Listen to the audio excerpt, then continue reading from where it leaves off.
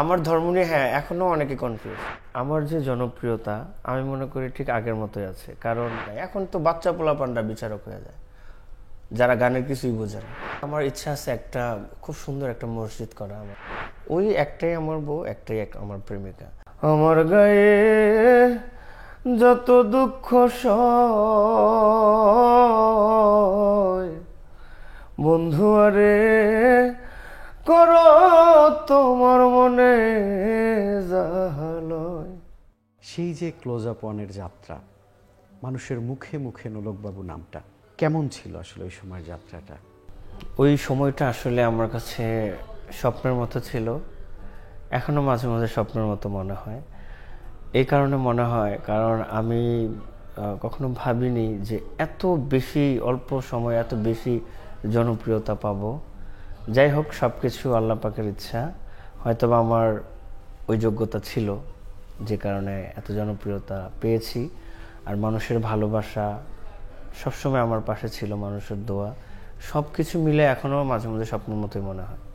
নোলক ভাই, আপনি কি জানেন যে আপনার কি পরিমাণ ভক্ত আসলে ওই সময় তৈরি হয়েছিল, বা অনুমান বা আন্দাজ করতে পারেন সেটা? হ্যাঁ, আমি জানি। আমি তখন ফাইনাল রাউন্ডে ভোট পেয়েছিলাম 8,88,300 কত যেন। তো এরপরে ক্লোজ আপ ওয়ান হয়েছে একটা সিম থেকে যত খুশি তত, কিন্তু ওই সময় একটা সিম থেকে 5টার বেশি SMS করা যেত না। যদি ওই সময় একটা সিম থেকে 5টার বেশি SMS করা যেত তাহলে আমি কোটি কোটি ভোট পাইতাম। তো যাই হোক, এই কারণে এই জিনিসটা আমাকে এখনও অবাক করে। এরপর আরও অনেকবার ক্লোজ আপ ওয়ান হয়েছে, ওইখানে আর অন্য অন্য অনেক কম্পিটিশন হয়েছে। যত খুশি তত, মানে একটা SMS থেকে যদি আপনি 1 কোটি ভোটও করেন কোনো সমস্যা নেই।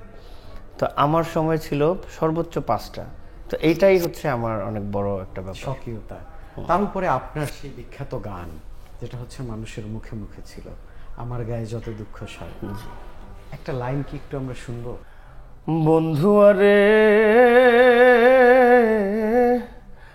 করো তোমার মনে জাহালয়, আমার গায়ে যত দুঃখ সয় বন্ধু আরে করো তোমার মনে জাহালয়। ও ভাই, মানে নস্টালজিয়া হয়ে গেলাম যে আমাদের সেই সময়ে আপনার এই গান কতবার যে শুনেছি যেটা বোঝাতে পারবো না। কিন্তু সেই সময়ের এই যে তুমুল জনপ্রিয়তার পরে হারিয়ে যাওয়া, এটা ধরে না রাখতে পারা, এইটার কারণ হিসেবে আসলে নোলকবাবুর ব্যক্তি, নোলকবাবুর ব্যাখ্যাটা কি আসলে?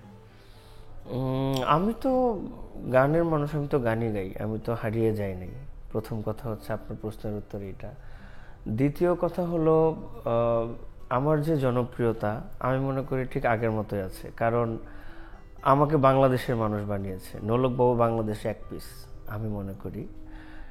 আর হলো তখন আসলে এত সোশ্যাল মিডিয়া ছিল না, যেমন ইউটিউব, ফেসবুক, টিকটক, আরও অনেক প্ল্যাটফর্ম এখন আসছে, সোশ্যাল মিডিয়া আসছে। তখন কিন্তু এগুলো কিছুই ছিল না, হাতে কোনো কয়েকটা চ্যানেল ছিল। আর হলো এই তো channel I, NTV, ATN, Bangladesh television, হাতে কোনো কয়েকটা চ্যানেল ছিল। তো এখন কিন্তু মানুষ ঘরে বসে বসে গান করতেছে। হ্যাঁ, এখন শব্দটা আসছে ভাইরালের যুগ। তো আমরা কিন্তু 2005 সাল থেকেই ভাইরাল। তো আমি মনে করি যে আমি হ্যাঁ মাঝখানে আমি 1 বছর মিডিয়ার বাইরে ছিলাম। মিডিয়ার বাইরে বলতে আমি লন্ডনে ছিলাম 1 বছর। তো আমি যখন লন্ডনে থাকি তখন আমার 2টা অ্যালবামের কাজ করতে গিয়ে আমার 6-7 মাসের মতো লেগে যায়। এই 2টা অ্যালবামের নাম, একটা চাঁদের আলো আর একটা আমার আকাশ। এই 2টা অ্যালবামই আমি নিজে সুর করেছি, এবং একটা অ্যালবাম জি সিরিজ থেকে রিলিজ হয়েছে আর একটা লেজার ভিশন থেকে। তো ওই একটা বছর আমাদের দেশের পরিস্থিতিও ভালো ছিল না, পেট্রোল বোমা, বিভিন্ন আন্দোলন, মানে 6-7 মাস আমাদের কোনো স্টেজ শোই ছিল না। তো তখন আমার ভিসা ছিল, আমি চলে যাই। এখন বাঙালি হচ্ছে আবেগী মানুষ, তারা যদি আসলে একটা কথা আছে না যে চোখের আড়াল হলে মনের আড়াল হয়ে যায়। এখন হঠাৎ করে দেখছি যে আমি তো নোলকবাবু একটা সুপারস্টার, হঠাৎ করে তাকে কেন টিভিতে দেখা যাচ্ছে না। আর সারা পৃথিবীর ভিতরে আমাদের বাংলাদেশটা একটু অন্য অন্য টাইপের। বাংলাদেশের আপনার মিডিয়া বলেন, বাংলাদেশের অডিয়েন্স বলেন, তারা একটু হলে এটা আরেকটু বাড়ায় বানায়। হ্যাঁ, এটা আমাদের বাংলাদেশে এই জিনিসটা আছে, এটা আমরা সবাই জানি। তো এরপর সবার জন্য অনেক অনেক শুভকামনা। আর আমাকে নিয়ে আসলে অনেক পলিটিক্স করা হতো, ঠিক আছে, বিভিন্ন মানুষ অনেক পলিটিক্স করতো, যেহেতু ঠিক মতো অনুষ্ঠানে যায় না, ঘুমায় থাকে, বা আপনার শিডিউল নিয়ে শিডিউল দিবে না। তো আমার পেছনে যারা শত্রু, আসলে আমি কখনোই তাদের নামও মিডিয়াতে উল্লেখ করি নাই, কখনো বলিও নাই। এই কারণে বলি নাই যে পিছনে যারা গিবত করে তারা সত্যিকার অর্থে ভালো মানুষ না। হ্যাঁ, এটা আমাদের কোরআনেও আছে। তো এগুলা আমি যদি উপরে উঠি, আল্লাহ যদি আমাকে উপরে উঠায়, পৃথিবীর কারো সাধ্য নেই আমাকে নিচে নামানোর। তো আমি আমার জায়গায় আমি মনে করি যে ঠিক আছে, আমার জনপ্রিয়তাও ঠিক আছে। তারপরেও আসলে আমাদের যে সাধারণ মানুষ, এদের একদম সাধারণ কিছু ভাবনা নোলকবাবুকে নিয়ে তারা আসলে বহন করে মাথার মধ্যে, সেটা এটা হচ্ছে ভালোবাসা। ভুল হতে পারে, আবার অনেক সময় আছে ভুলটাও বহন করে। যেমন আমরা এরকমও শুনেছি যে নোলকবাবু হচ্ছে হারিয়ে গিয়েছিল নেশা করতে করতে, আবার সে সেখান থেকে ভালো মানুষ হয়ে ফিরেছে, নামাজ পড়ছে, রোজা রাখে, ইসলামের পথে এসেছে। এই সব বিষয়গুলো কিন্তু আলোচনা এসেছে, কিন্তু ব্যক্তি আপনার কাছে আসলে এটার ব্যাখ্যাটা কি? না, আমি তো আমার ব্যাখ্যাটা আমি বললামই। আমি মুসলমান, নামাজ তো আমার পড়তেই হবে, এটা হচ্ছে প্রথম কথা। আর আসলে ধরেন মিডিয়াতে গুজবটাই বেশি ছড়ায়। হ্যাঁ, আমি আপনার উত্তরে এটাই বলবো, একটা এক্সাম্পল দেই। আমি একবার গাড়ি অ্যাক্সিডেন্ট করেছিলাম। তো ওই গাড়ি অ্যাক্সিডেন্ট করেছিল আমার খালাতো ভাই। তো পরের দিনের সাথে সাথে অনেকগুলো জাতীয় পত্রিকায় আসছে যে আমি ড্রিঙ্ক করে ট্রেনের সাথে গাড়িটা লাগিয়ে দিছি। তো আসলে সত্য ঘটনা হচ্ছে গাড়িটা অ্যাক্সিডেন্ট করেছিল আমার খালাতো ভাই। মানুষ তো বাঙালি তেমনি আবেগী, ঠিক আছে, হয়তো সাথে সাথে যদি 100 মানুষের নিউজটা পড়ে, স্বাভাবিক 90 জন মানুষই বলবে যে না, সত্যি কথা। বান্ডেল থাকলে প্রতি সেনমানিতে টাকা বাঁচবে। বিকাশ সেনমানি বান্ডিল কিনে জিতুন প্রতি লেনদেনে। নোলক ভাই, আপনার ধর্ম নিয়েও মানুষ কনফিউজ ছিল, আপনি কি এটা জানেন? আমার ধর্ম নিয়ে হ্যাঁ এখনো অনেকে কনফিউজড, আমি জানি। অনেকে আমাকে হিন্দু মনে করতো। হ্যাঁ, এটা একটু ক্লিয়ার করে। না, আমি অবশ্যই মুসলমান। আমি আল্লাহর কাছে লাখো কোটি শুকরিয়া যে আমি মুসলমান ঘরে জন্মেছি। আমি মুসলমান। আমার নামটার ভিতরে একটু হিন্দু হিন্দু ভাব আছে। আর এই নামটা তো আমার না, নামটা হচ্ছে আমার একটা ফ্রেন্ডের। আর ও যখন রেজিস্ট্রেশন করে, ওর রেজিস্ট্রেশনটা নিয়ে আমি ক্লোজ আপ ওয়ান অ্যাপ্লাই করি, মানে ওর নামটাই আমার হয়ে যায়। কিন্তু আপনার অরিজিনাল নাম কি তাহলে? আমার অরিজিনাল নাম ফরহাদ হোসেন। সেই নোলক আমি তো রেজিস্ট্রেশন করতে পারি নাই। যখন ওর সাথে আমার দেখা, তখন ও বললো যে আমি তো কিছু করতে পারবো না, তুমি আমারটা নিয়ে যাও। আর ওর নাম ছিল বাবু। রেজিস্ট্রেশনের সময় বাবা মার নাম, গ্রামের অ্যাড্রেস আর নিজের নামটা লাগে। তো ওর নাম ছিল বাবু, ও গান লিখতো। তো বাবুর আগে নোলক নামটা ও অ্যাড করে দেয়। তো ওর রেজিস্ট্রেশনে আমি অ্যাপ্লাই করি, আমি তো ক্লোজ আপ ওয়ান হয়ে যায়, আমার নাম নোলক বাবু হয়ে যায়।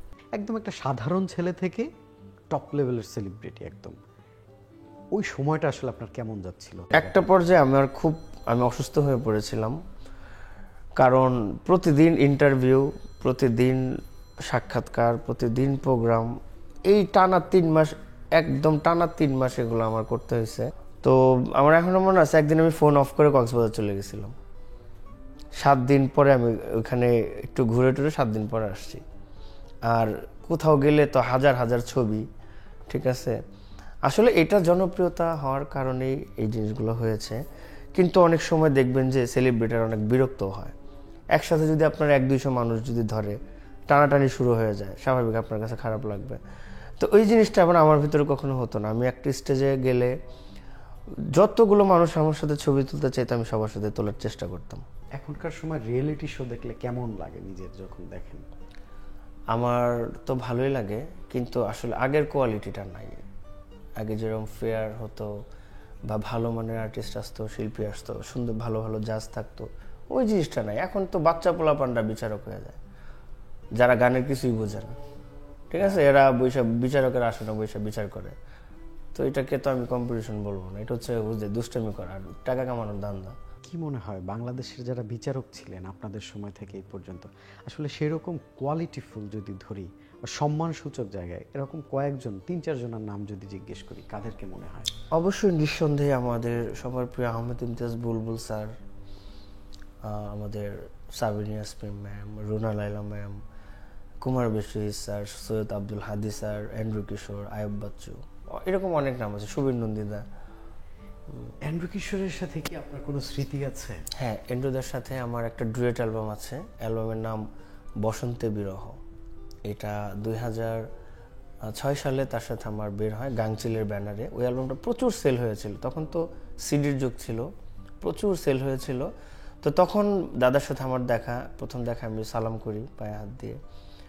পরে দাদা কিভাবে ভয়েস দিল আমি দেখলাম, দেখে অবাক হয়ে গেলাম। একটা গান সে সর্বোচ্চ 8-10 মিনিট একটা গান গেয়ে দিল। এই গানটা সে শুনেও নেই, লিরিকও দেয়, শুধু আসলে স্টুডিওতে এই দে লিরিক দিল, একটু ছাড়তো গানটা, ডেমোটা শুনি, একটু শুনলো, শুনে সাথে সাথে দিয়ে দিল। এই জিনিসটা আমি খুব ফলো করেছি এবং আমিও এখন ওই জিনিসটা চেষ্টা করি।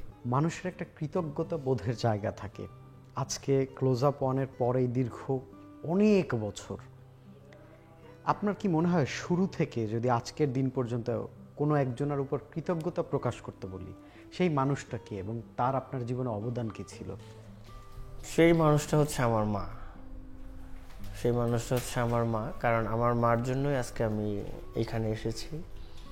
আর ডেফিনেটলি আমার বাংলাদেশের জনগণ, আমার ভক্ত শ্রোতা যারা আছেন, ওই সময়ে যারা আমাকে ভালোবেসে ভোট করেছেন, আমার জন্য দোয়া করেছেন, এবং লক্ষ লক্ষ মানুষ এট এ টাইম আমার জন্য কান্না করেছেন, তাদের সবার প্রতি আমি কৃতজ্ঞ। অপ্রাপ্তি কি আছে নোলক ভাই? অপ্রাপ্তি, আমার ইচ্ছা আছে একটা খুব সুন্দর একটা মসজিদ করা আমার গ্রামের বাড়িতে। মানে মসজিদটা দেখতে অনেক কিউট, অনেক সুন্দর। আল্লাহর ঘর তো আল্লাহর ঘরই। এরপরও মানুষের একটা শখ থাকে না যে একটু অনেক লাক্সারিয়াস, গর্জিয়াস, অনেক সুন্দর একটা মসজিদ হবে। এটাই আমার একটা অপ্রাপ্তি আছে, আর কোনো কিছু নেই। কোন স্মৃতি সব সময় মনে পড়ে দীর্ঘ সময় পরেও? একটা স্মৃতি সারা জীবন মনে পড়ে, এখনো মনে পড়ে। এটা হলো যখন আমার নামটা ঘোষণা করা হয়, তখন আমি কান্না করে দিয়েছিলাম এবং আমার শরীরের সমস্ত লোম দাঁড়িয়ে গিয়েছিল এবং অ্যাট এ টাইমে লক্ষ লক্ষ মানুষ টিভির সামনে তখন আমার জন্য কান্না করেছে। প্রিয় শিল্পীকে বাংলাদেশের সবচেয়ে? আমার সবচেয়ে প্রিয় শিল্পী, এটা একটা ক্রিটিক্যাল প্রশ্ন। আমার সবাই গুণীজন যারা আছে আমাদের দেশের, জীবন্ত কিংবদন্তি, তারপর আমরা অনেককে হারিয়েছি, সবার গানই আমার প্রিয়, সবার গানই ভালো লাগে। তার ভিতরে অবশ্যই কিছু পছন্দের শিল্পী থাকে, বারি সিদ্দিকী, এন্ড্রু কিশোর এবং সৈয়দ আব্দুল হাদী। আমি এন্ড্রুদেরই একটা গানের একটা লাইন একটু শুনতে চাই। লোকের কথায় যায় কি ভোলা, ভালোবাসি যারে। লোকের কথায় যায় কি ভোলা, ভালোবাসি যারে। ভুলতে চাইলে আরো বেশি মনে পড়ে তারে বন্ধু, মনে পড়ে তারে। ভুলতে চাইলে আরো বেশি মনে পড়ে তারে, মনে পড়ে তারে। ঠিক যৌবনে এইরকম গান গাইতেন, মেয়েরা প্রেমে পড়তো না অনেক? হ্যাঁ, প্রেমে তো পড়তেই। কোনো প্রেমিকার নাম কি মনে আছে, মিস করেন? প্রেমিকার নাম আসলে ওইভাবে বলা যাবে না, তাইলে আমার ঘরের বউ আবার মাইন্ড করতে পারে। আর আমি প্রেম করে বিয়ে করেছি আমার ওয়াইফ বর্তমানে, ওর সাথে আমার 16 বছরের সংসার। ওই একটাই আমার বউ, একটাই আমার প্রেমিক। আপনার দর্শকদের উদ্দেশ্যে কি বলবেন?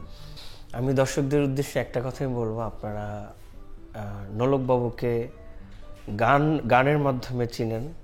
গানের জন্য আমি আপনাদের ভালোবাসা পেয়েছি। আমি যেন সারা জীবন সুন্দর সুন্দর গান উপহার দিতে পারি। বাংলা গান শুনুন, ভালো কথা, ভালো সুরের গান শুনুন। চ্যানেলের সাথে দীর্ঘ আড্ডায় ছিলেন একজন সুপরিচিত মুখ সঙ্গীতের নোলক বাবু। পরবর্তী পর্বে দেখা হবে নতুন কোনো অতিথির সাথে, নতুন কোনো গল্পে। আমাদের সাথে থাকবেন।